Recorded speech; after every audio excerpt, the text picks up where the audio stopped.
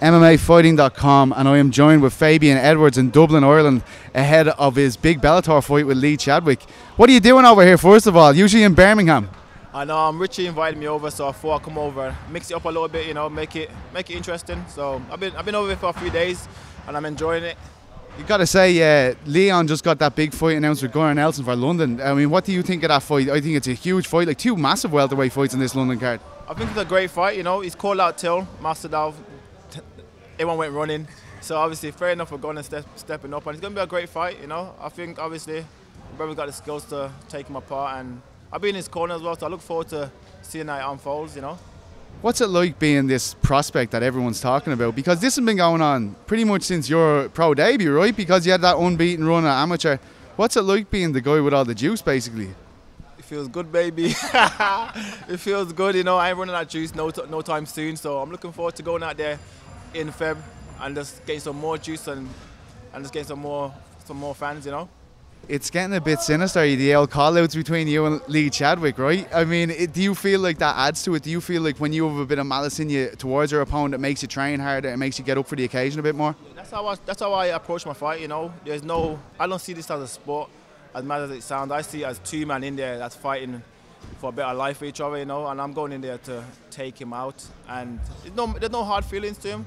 I'll always shake his hands, but it just is what it is. That's just how I approach the fights, and yeah. What do you say to guys, right? This guy has nearly had 40 fights. You're 5-0. What do you say? People are like, don't rush Fabian. He doesn't need this straight away. What do you say to people like that? I say, fuck off. Nah, obviously, I asked for this fight. No one forced me into it. I asked for this fight. I want him. I want Mike Shipman. I want any middleweights in the UK that's signed by Bellator. I want to fight them and Ireland. I believe I'm the best, and it's time to prove it, starting with Chadwick. Look, I mean, this is a guy that's been around for a long time. He has that Cage Warriors belt. He's a well-established name. Like, do you put that up here with your hardest test? Do you look at opponents like this? Like, do you know that, like, guys like me are at home going, like, if he does this is saying so much. Like, if he goes in here and says he's going to do, if he does what he says he's going to do, this is a huge accomplishment. I feel like every fight is an accomplishment. Obviously, he's the previous former Cage Warriors champion, but I'm not really going there thinking, he's a 45 vet or whatever. I'm just going there looking to take him out and just move my career forward. So I'm not thinking about him, I'm not thinking about myself. And that's how I approach all my fights. What, like, I mean, but when you think about it after this, right? Like, what are you going into then? Like, I mean, how quickly do you want to work yourself into the situation where you're fighting top contenders, champions in this division? Is it a case where you're trying to get there as quickly as possible? Or do you kind of have a strategy in mind as to how you want to build towards that? The aim is I want to fight the champion when I'm on the right contract. Because at the end of the day, it's about money as well. So there's no way I'm fighting and I'm getting X amount and he's getting fucking 400 grand. It doesn't work like that. So I'll fight the champion when I'm on the right contract. But at this moment, I just want to prove myself to the world, prove myself to Bellator, and prove myself to myself, and that's it, you know. When I think about you, and I know I talked to you about this off camera just a second ago, like, there was all that interest from the Sun. They wanted to show your fight when you're on Bama, and no other fights. They just wanted to show that one. We won't get into the stream or whatever about what happened there, but do you feel like it's very important for them to get a TV deal in place when it's a guy like you that's so marketable, that's reaching so many people already? I feel like if you're put on TV, it explodes even more. Do you feel the same way? I do feel the same way. I really do hope that they got a TV deal. Because there's guys like myself and there's a few other guys that's signed by Bellator. If it was on TV, it would be even bigger and get even more supporters. So I do feel like